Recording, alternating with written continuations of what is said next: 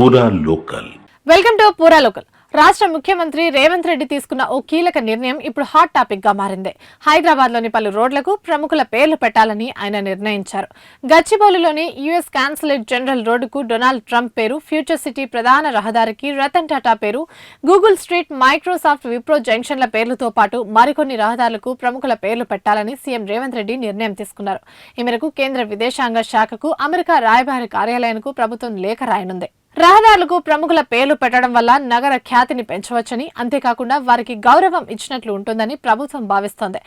మరోవైపు రాష్ట్రంలో ఉన్న అపార అవకాశాలను వివరించి పెట్టుబడులను ఆకర్షించడం, యువతకు ఉపాధి కల్పించడమే లక్ష్యంగా 2 రోజుల తెలంగాణ రైజింగ్ గ్లోబల్ సమ్మిట్ కు సర్వం సిద్ధమైంది. ఇందుకోసం భారత్ ఫ్యూచర్ సిటీలో అత్యంత అద్భుతంగా ఏర్పాట్లు పూర్తయ్యాయి.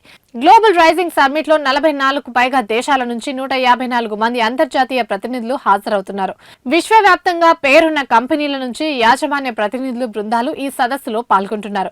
ఒక్క అమెరికా నుంచి వివిధ కంపెనీలకు చెందిన 46 మంది ప్రతినిధులు తరలివస్తున్నారని ప్రభుత్వం వివరించింది.